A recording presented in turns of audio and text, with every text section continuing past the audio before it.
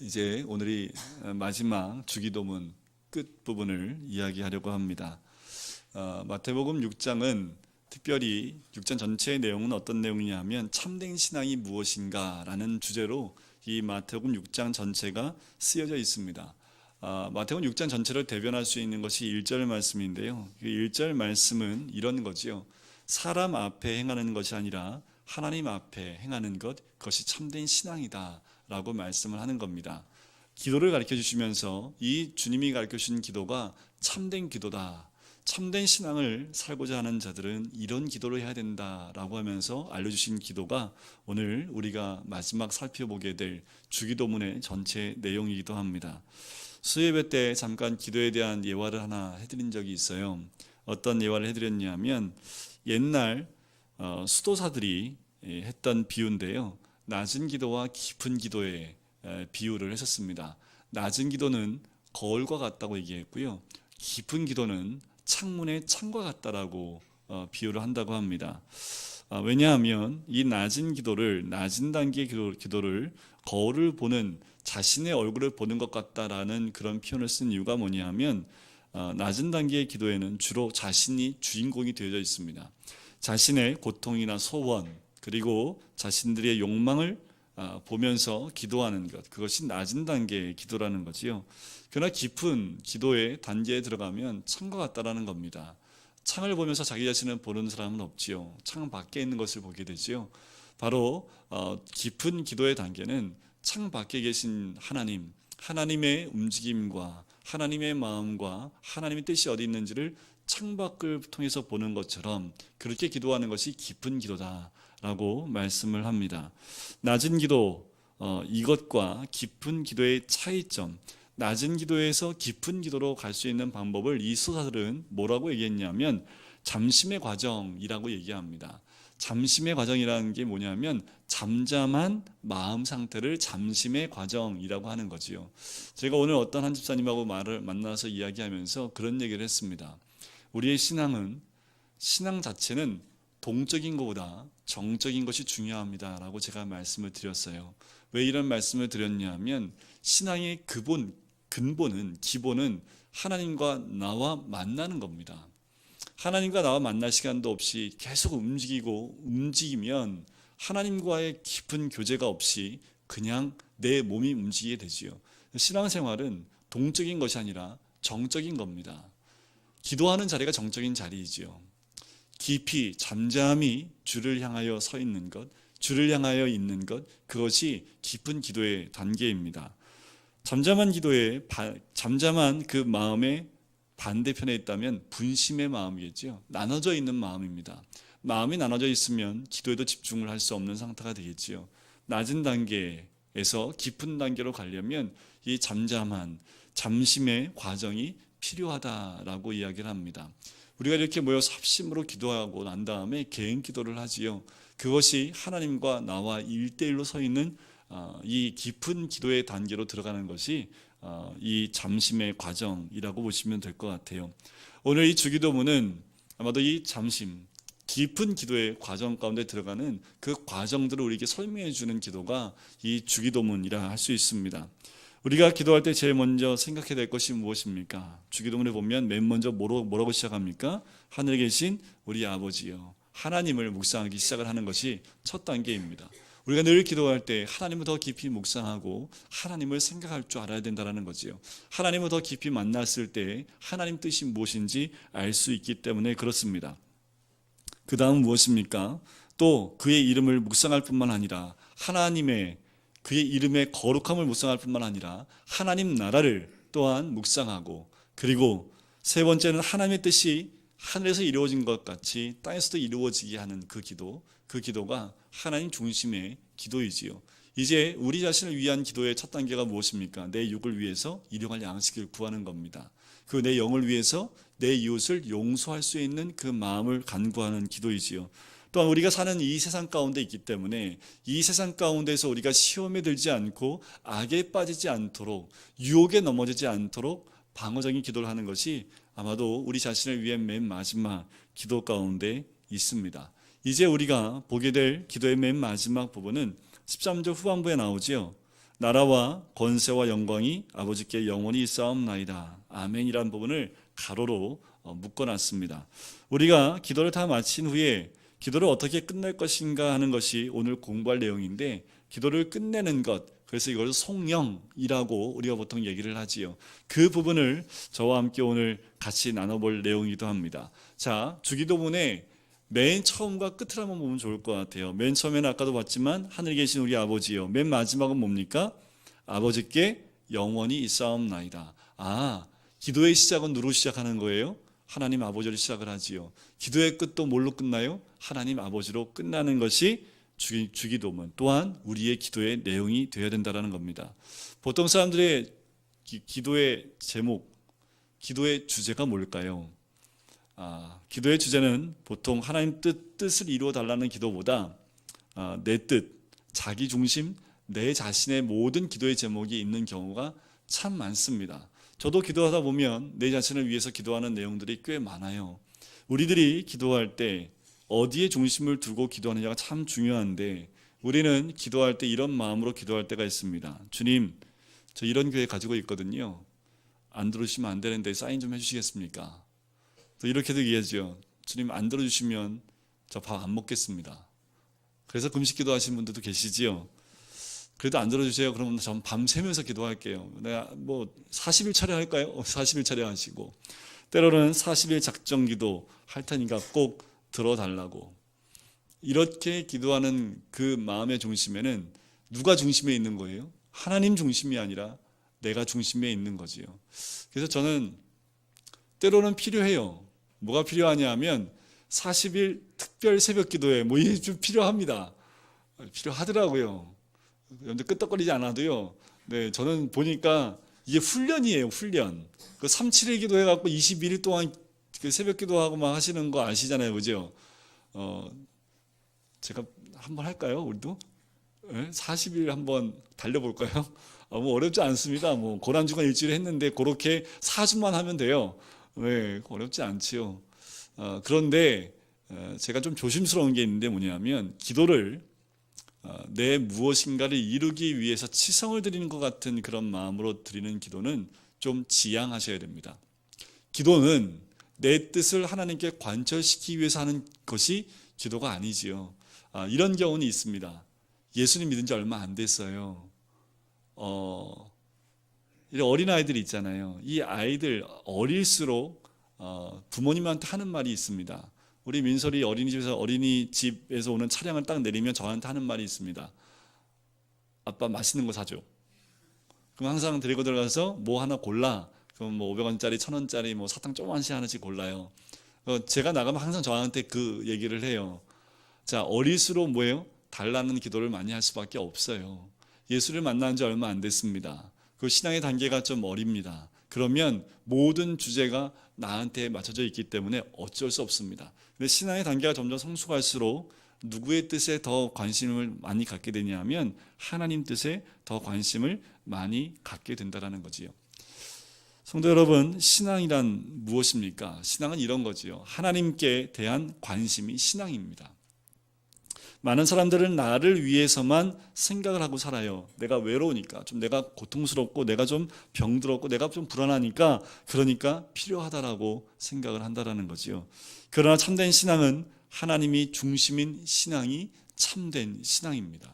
내 삶의 중심이 하나님이 되는 것, 그리고 내 삶의 핵심과 내 삶의 모든 관심이 하나님께 있는 것, 그것이 바로 참된 신앙, 참된 신앙의 삶이라고 할 수 있는 거지요.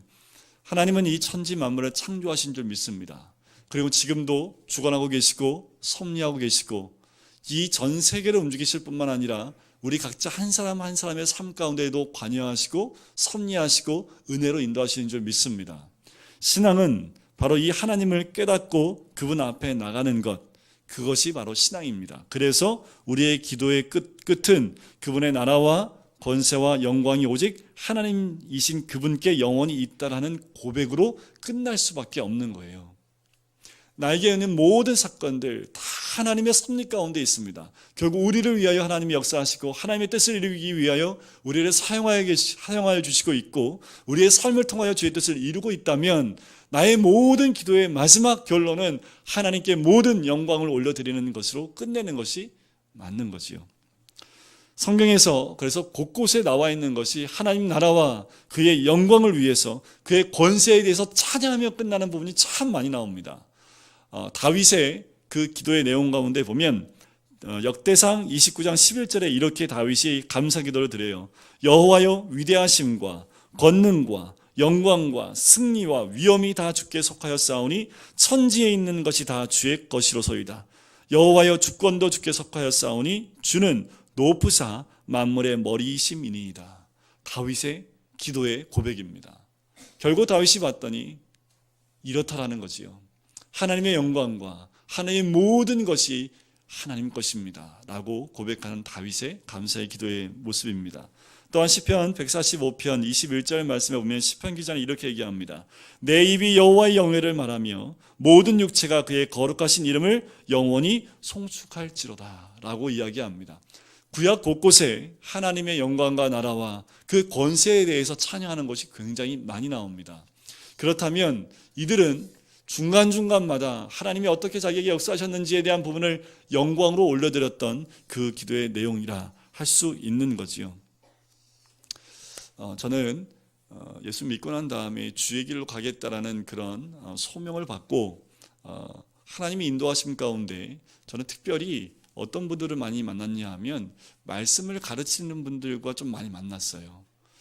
더 많이 말씀을 가르치는 분들이 많겠지만 제 인생 가운데 만났던 몇 분들이 계십니다. 제 눈을 성경을 보는 눈을 좀 열어줬던 분들이 몇 분 계세요. 뭐 지금도 교제하고 있고 만나고 계신 분들인데 처음에는 성경을 어떻게 하면 암송할 수 있을까? 이게 주 포인트였습니다. 왜냐하면 신대원을 가야 됐거든요. 신대원 가려면 성경 점수가 저 때는 굉장히 중요했습니다. 4과목을 봤는데 성경이 100점 가운데 잘 나온 사람이 많지가 않아요. 그만큼 성경을 어렵게 내거든요. 그러니까 성경을 통째로 다 외워야 돼요. 암송도 해야 되지만 성경의 스토리를 다 꿰고 있지 않으면 이 문제를 꼬아내기 때문에 맞을 수가 없는 거죠. 어떻게 하면 이걸 외울 수 있을까? 12지파 이름은 어떻게 외울 수 있을까? 12 제자들의 이름은 어떻게 외울 수 있을까? 아담부터 시작해서 아브라함 족보까지 그걸 어떻게 외울 수 있을까? 이거 다 외웠다니까요. 지금도 저는 이렇게 하면 쭉 나와요. 그때 그 외웠던 거. 그래서 제가 성경 처음부터 끝까지 순서 외우게 하는 방법도 그때 제가 이렇게 너무 쉽구나. 노래로 하니까 너무 오래 걸리는데 창출내민신 하니까 한 10초도 안 돼서 66권을 다 외우는 거죠. 이거를 제가 1000번, 2000번, 3000번 제 생에 10,000번 넘게 했던 것 같아요. 그러니까 제 입에서 술술 나오는 거죠. 지금도 제 입에서 툭툭 튀어나오는 거는 그만큼 많이 반복을 했기 때문에 그런 거거든요. 성경을 보는 눈을 또 열었던 건 뭐냐 하면 이 성경 한 말씀 한 말씀, 성경에 나와 있는 장에 있는 말씀들이 뜻이 무엇인지를 또 깨닫게 할 수 있도록 눈을 열어주셨던 분이 계십니다. 이때는 이 말씀이 나하고 뭔 상관이 있냐는 거죠. 아브라함이 나와 뭔 상관이 있느냐. 아브라함이 나하고 밀접한 관계가 있더라고요. 아브라함이 참 나하고 가까운 사람이더라고 보니까. 아브라함이 없었으면 믿음이 뭔지를 제가 몰랐겠더라고요. 성경에 있는 모든 인물들을 통해서 내 자신을 볼 수 있는 그 눈을 열어주셨는데 그걸 구속사라고 얘기를 합니다. 하나님은 나를 말씀을 통해서 어떻게 인도하고 가시는지 그 눈을 열어주셨다라는 거지요. 다시 말씀을 드리면 성경을 보는 눈이 열리면 누가 보입니까? 하나님이 보입니다. 왜 하나님이 보여요? 하나님의 뜻을 깨닫게 되니까 하나님이 나를 통해서 원하시는 것이 무엇인지를 알게 되는 거지요. 신대원 1년 떨어졌어요. 너무 감사해요. 그게 하나님의 섭리였더라고요. 하나님을 찬양할 수밖에 없습니다. 붙었으면 제가 이 자리에 없다니까요. 떨어졌기 때문에 성경을 가르치시는 그 어떤 분을 또 만날 수 있는 기회가 열렸다라는 거지요. 떨어졌을 때는 기분이 좋았을까요? 아니요. 저도 꿀꿀했지요. 그런데 시간 지나면서 말씀을 연구하면서 공부하면서 이게 하나님의 섭리구나. 때로는 하나님이 내 삶 가운데 계곡 속으로 나를 인도하시는 것을 통해서 때로는 힘들고 어렵지만 그 계곡으로 나를 인도하시는 하나님의 뜻이 무엇인지 알면 어렵지 않다라는 거지요. 그 계곡 안에 있어도 감옥 안에 있어도 바울이 하나님을 찬양해서 감옥의 문이 열렸듯이 다윗이 그 어려운 고통 가운데에도 사울을 죽이지 않고 살릴 수 있었던 것은, 또한 요셉이 보디발 장군의 그 노예로 팔려가고 또한 감옥에 끌려 들어갔을 때에도 하나님 원망하지 아니하고 하나님을 찬양하며 하나님을 섬기는 그 위치에 있었던 것은 자기를 인도하시는 하나님의 섭리를 알았기 때문에 그렇습니다. 이걸 고백하셔야 됩니다. 이것이 하나님 나라와 권세와 영광입니다. 이것만 알면 돼요. 나에게 어떤 일이 닥쳐와도 하나님, 이 모든 것을 통해서 하나님 영광 받아주시고 하나님 권세와 하나님 나라가 임하게 될 줄 믿습니다 라고 고백하고 하나님을 찬양하면 그 모든 사건들을 통해서 하나님이 나를 인도해 가신다라는 겁니다. 신약에도 보면 이런 찬양들이 참 많이 나와요. 로마서 11장 36절에 보면 이런 말씀이 있습니다. 이는 만물이 주에게서 나오고 주로 말미암고 주에게로 돌아갑니다. 그에게 영광이 세세에 있을지어다. 아멘. 이 말씀은 사도 바울의 로마서의 말씀입니다. 만물이 주에게서 나왔고 주로 말미암고 주에게로 돌아간다는 거지요. 우리는 누구로부터 왔어요? 주께로부터 온 겁니다. 주로 말미암았고 또 주께로 돌아가는 인생들, 그것이 우리의 삶이고, 그러니까 뭐예요? 사도 바울은 영광을 세세토록 그분께 돌릴 수밖에 없다라고 고백을 하는 거지요. 디모데후서 4장 18절에 보면 그에게 영광이 세세 무궁토록 있을지어다. 아멘 하면서 사도 바울이 고백을 하지요. 요한계시를 보면 굉장히 많이 나옵니다. 이런 고백들이. 우리 주 하나님이여 영광과 존귀와 권능을 받으시는 것이 합당하오니 주께서 만물을 지으신지라 만물이 주의 뜻대로 있었고 또 지으심을 받았나이다. 또한 요한계시록 19장 1절에 보면 할렐루야 구원과 영광과 능력이 우리 하나님께 있도다 하면서 요한계시록 구석구석에 하나님의 영광과 그 권세에 대해서 찬양하는 모습이 참 많이 나옵니다. 신구약을 통해 발견하는 것은 하나님의 임재에 대한 경배와 찬양이 많다라는 거지요. 하나님의 임재를 느낄 때 오는 충격과 감동, 경외감은 곧 하나님 나라와 권세와 영광을 하나님께 올려드리는 것입니다. 이제부터 이 세 가지에 대해서 간단하게 한번 살펴보려고 해요. 첫 번째가 하나님 나라입니다. 자, 우리가 주기도문 할 때 첫 부분에 하나님 나라가 나오잖아요. 그죠? 하나님 나라가 임하게 하는 것, 나라가 임하시오며 라는 그 말이 있듯이 여기에 마지막에도 하나님 나라가 나옵니다. 하나님 나라는 성경 전체의 주제와도 같습니다. 하나님 나라가 이 땅 가운데 세워졌고 또 하나님 나라가 완성되는 것으로 이 성경 전체가 쓰여져 있다고 해도 과언이 아닙니다. 성경은 계속해서 우리는 하나님 백성이고 하나님은 우리의 아버지임을 강조하고 있습니다. 그리스도인들이 이 세상에 살고 있지만 결코 이곳이 우리가 살 곳이 아니고 우리가 가야 될 본향이 있다라는 거지요. 우리는 이 땅에서 영원히 살 존재가 아니라 결국 하나님이 예비해 놓으신, 우리 주님이 예비하신 그 본향이 있다라는 겁니다. 예수님은 그 영원한 고향인 천국을 우리에게 주시기 위해 오셨고 또한 천국을 위해서 십자가에 죽으셨고 우리를 천국으로 인도하시기 위해서 다시 오실 줄 믿습니다. 주님이 요한복음 14장 2절 3절 말씀에 이렇게 말씀하시지요. 내 아버지 집에 거할 것이 많도다. 그렇지 않으면 너희에게 일렀으리라. 내가 너희를 위하여 거처를 예비하러 가노니 가서 너희를 위하여 거처를 예비하면 내가 다시 와서 너희를 내게로 영접하여 나 있는 곳에 너희도 있게 하리라. 천국의 주인은 우리 예수님인 줄 믿습니다. 그 이름을 믿는 자에게 하나님의 나라를 주신 줄 믿습니다. 우리의 삶은 사망에서 생명으로 옮겼고 지옥에서 천국으로 바뀐 줄 믿습니다. 이러한 하나님 나라를 믿고 확신하고 찬양 올리는 것, 그것이 기도의 끝부분이지요. 자, 영생 중요하지만 더 중요한 것은 우리의 삶의 본향은 어디입니까? 천국이라는 거죠. 저 하늘나라에 우리의 소망을 두는 것, 그것이 우리의 삶입니다. 오늘 점심 때 만났던 한 집사님이 아들이 있는데요. 초등학교 5학년입니다. 아들한테 물어봤대요. 너 오늘 죽으면 천국 갈 수 있겠어? 라고 물어봤더니 그 아들이 아빠 천국 갈 수 있어. 그런데 좀 하나님한테는 죄송해. 이렇게 얘기를 하더라고요. 그래서 뜬금없이 이건 뭔 말인가 해서 그게 무슨 말이야? 했더니 천국은 가는 거 확실히 믿겠는데 지금 이 상태로 천국 가면 하나님한테 너무 죄송할 것 같아. 이 모양으로 가는 거. 이렇게 얘기를 했대요. 초등학교 5년짜리. 그래서 이 아버지가 이게 하면서 약간 놀람을 표시했다고 얘기하는데, 그래요. 우리는 예수 그리스도를 믿음으로 천국 갈 소망과 믿음이 있는 줄 믿습니다. 그 천국이 나의 것이지요. 하지만 그 천국엔 누가 있습니까? 우리 하나님이 계시지요. 그 하나님과 영원히 사는 것, 그것이 영생이고, 그 하나님을 더 깊이 알아가는 것, 그것이 우리의 이 땅의 삶의 이유입니다.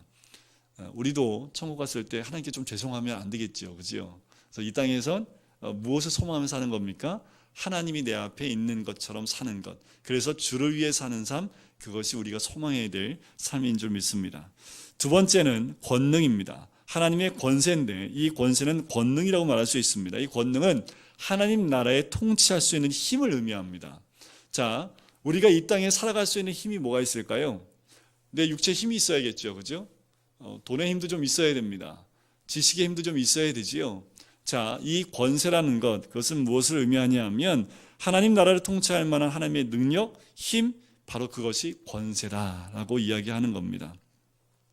우주를 창조했을 뿐만 아니라 통치하시고 섭리하시는 권세를, 또한 사망을 초월하시는 그 능력을 찬양해야 된다라는 말씀이지요. 그런데 이 능력을 하나님은 누구에게 주셨다고 얘기하냐 하면 예수님께 주셨다라고 얘기합니다. 마태복음 28장 18절에 보면 이렇게 나와요. 예수께서 나와 말씀하여 이르시되 하늘과 땅의 모든 권세를 내게 주셨으니, 하나님이 예수 그리스도께 그 모든 권세를 주셨다라는 겁니다. 예수님은 하늘의 권능을 그대로 소유하신 분이라는 거지요. 무엇보다 죄를 용서해 주시는 권능이 그분에게 있습니다.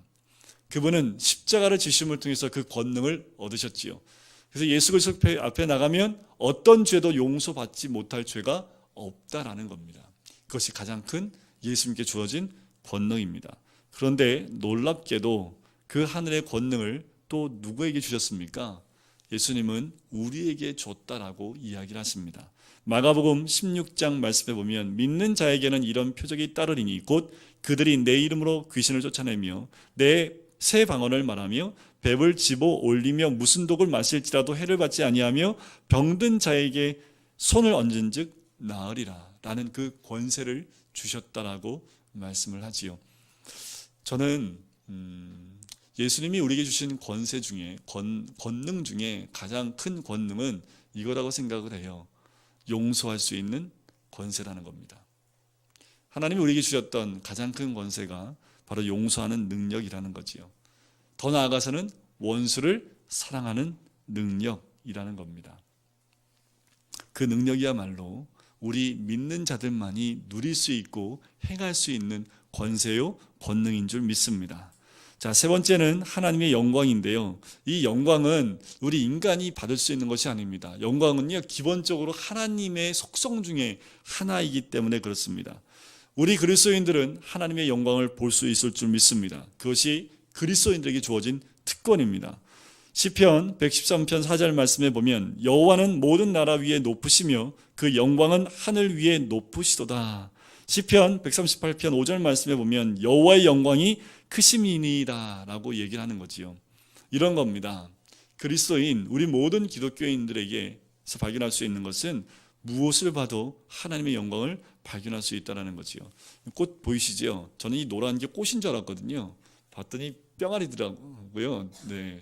모르셨죠? 뿅아리인지. 노라서 그냥 저도 꽃인 줄 알았더니요. 가만히 보니까 뿅아리예요. 자, 여기 있는 꽃들이 있습니다. 꽃이 조금 약간 이제 일주일 지나서 시들었는데 이 꽃 속에 있는 하나님의 영광이 보이십니까? 꽃 보고 아름답다고 하고 꽃을 보면 마음이 좀 설레이세요? 꽃을 보면 왠지 마음이 좋잖아요. 그죠? 왜요? 하나님이 이 꽃을 창조하셨기 때문에 이 꽃 안에 있는 하나님의 영광을 우리가 볼 수 있는 눈이 열리기 때문에 그렇습니다. 오늘도 참 햇빛 좋았잖아요. 그죠?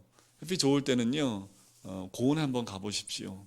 고원의 푸르름을 한번 경험해 보시면 그 푸르름을 한번 보실 때마다 하나님의 살아계심과 영광을 경험할 수 있는 거죠. 오늘 그래서 한번 보려고 저희 아내하고 손 붙잡고 가다가 갑자기 엘리베이터 검사로 나왔다고 하는 바람에 바로 가지도 못하고 바로 빽했잖아요. 그 시간대가 딱 보기에 딱 30분 정도 볼 수 있는 시간이었는데 그 시간을 오셔갖고 또 이것도 하나님의 뜻인가 보다 하고 감사함으로 다시 왔습니다만은, 여러분들 이런 시기 우리가 요 봄 때 이렇게 아름다운 환경들을 보면서 하나님께 영광을 돌릴 수 있지요. 또 우리 인간의 몸을 통해서도 하나님의 영광을 발견할 수 있습니다. 제가 발견한 것 중에 하나가 뭐가 있냐면 이런 거지요. 사람의 이 세포는 죽습니다. 그리고 끝없이 다시 재생이 되지요. 그래서 보통은 한 달에 한 번씩 몸이 바뀐대요. 그죠? 그래서 한 달 전에 제 모습은 제 모습이 아닙니다. 한 달 전에 제 사진 보고 저라고 말씀하시면 안 돼요. 저는 새 사람이 되어 있거든요. 자, 그런데 세포가 죽어야 된답니다. 지금도 이제 그것을 과학자들이 발견하고 있는데, 세포가 죽는 사인이 간대요. 그럼 세포가 죽는답니다. 근데 세포가 죽으면서 에너지가, 그러니까 그 세포가 갈라지면 죽으면서 그 세포에서 에너지가 나온대요. 그 에너지를 통해서 옆에 있는 그 세포들이 세포 분열할 수 있는 에너지를 준답니다. 사람 몸에요, 죽음을 통해서 생명을 살리는 그 비결을 사람 몸에 하나님 만들어 놓으셨다고 하더라고요. 저도 이 들은 말인데, 세포를 연구하는 과학자들이 얘기한 겁니다. 참 신비롭다라는 거죠. 그 사람들이 봤을 때는 참 신비롭다. 사람 몸이 세포가 죽지 않으면요, 그 세포를, 우리 죽지 않는 세포를 뭐라고 하는지 아세요? 죽지 않는 세포, 그걸 암이라고 합니다.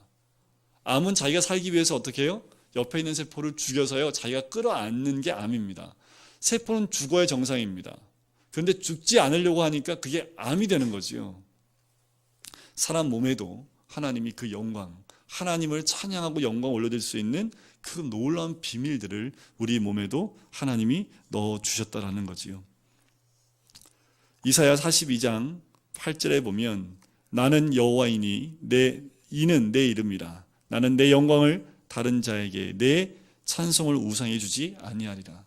하나님은 하나님께 드려야 될 영광을 다른 것에 빼앗기지 않겠다고 분명히 말씀하고 있습니다. 그러나 많은 사람들은 영광을 우상에게 바치고 있지요. 로마서 1장 23절에 보면, 하나님의 영광을 썩어질 사람과 금수와 버러지 형상의 우상으로 바꾸어 버렸다라고 이야기를 합니다. 그러나 이 하나님의 영광의 광채가 예수님에게 나타났다는 놀라운 말씀들이 있습니다. 히브리서 1장 3절 말씀에 보면, 이는 하나님의 영광의 광채시요 그 본체 형상이시라. 그의 능력의 말씀으로 만물을 붙드시며 죄를 정결하게 하는 일을 하시고 높은 곳에 계신 지극히 크신 이의 우편에 앉으셨느니라. 하나님의 영광을 예수 그리스도에게 옷 입혀 주셨다라는 거지요. 요한복음 1장 14절 말씀에 보면, 말씀이 육신이 되어 우리 가운데 거하심에 우리가 그의 영광을 보니 아버지의 독생자의 영광이요 은혜와 진리가 충만하더라. 바로 하나님의 영광이 예수 그리스도에게 가득 채워졌다라고 말씀을 합니다. 하나님의 영광이 예수 그리스도에게 나타났고, 하나님은 예수 그리스도의 삶과 십자가의 죽음과 부활과 승천을 통해서 나타난 그 영광을 예수를 믿는 우리에게도 주시겠다라고 말씀을 하셨습니다. 바로 십자가의 그 영광, 그 길을 따라 나갈 수 있는 그 마음과 믿음을 우리에게 주셨고, 또한 부활의 놀라운 소망을 우리에게 주신 줄 믿습니다. 우리는 예수 그리스도를 믿음으로 말미암아 구원을 받았습니다. 바로 그것을 칭이라고 얘기를 하지요. 믿음으로 의롭다함을 받은 사람은 성령으로 말미암아 거룩해지죠. 이것을 성화라고 이야기합니다. 그리고 주님의 부르심을 따라서 마지막 때에 우리를 영화롭게 하시는 하나님의 놀라운 은혜가, 그것을 영화라고 이야기를 합니다. 우리는 이렇게 주님께 가까이 나가면서 하나님의 영광 가운데 가까이 나가는 존재가 우리들의 모습입니다. 참된 기도란 바로 이 하나님 나라를 바라보고 하나님의 능력을 생각하고 하나님의 영광을 묵상하는 것, 그것이 바로 참된 기도다라고 이야기하는 거지요. 어떻게 하면 주님과처럼 될 수 있을까요? 우리의 삶의 주제, 또한 저도 목사이지만 여러분들과 나누고 싶은 것, 또 제가 소망하는 것은 우리 모두가 다 누구한테 가는 거예요? 예수 그리스도께 가는 거지요. 그리고 누구를 닮아가는 거예요? 예수 그리스도를 닮아가는 거지요. 내 삶의 중심인 하나님, 그리고 우리가 영원히 닮아가야 될 예수 그리스도, 그분을 닮아가는 것, 그것이 삶의 목적과 방향이 되어야 되겠지요. 저는 그래서 여러분들의 모든 눈을 다 누구한테 돌리게 해야 됩니까? 예수 그리스도를 바라볼 수 있도록 여러분들의 눈동자와 여러분들의 삶의 방향과 모든 것을 다시 재조정하여 하나님께 맞을 수 있도록 제가 도와드리는 역할을 하는 것밖에 없습니다.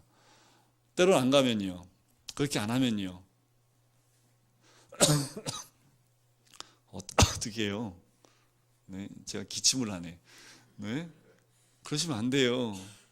삶에 좀 힘들어도 쓰러지지 마시고 하나님을 바라보고 예수님을 바라보는 삶이 쉽지 않다 할지라도 그 삶을 바라보고 또한 예수님을 바라보는 삶을 가셔야 되는 거지요. 저한테 그런 능력이 있었으면 좋겠습니다. 제가 말하면 여러분들이 그냥 예수님만 쳐다볼 수 있는 그런 능력이 있었으면 저한테도 좋겠다라는 생각이 들기도 해요.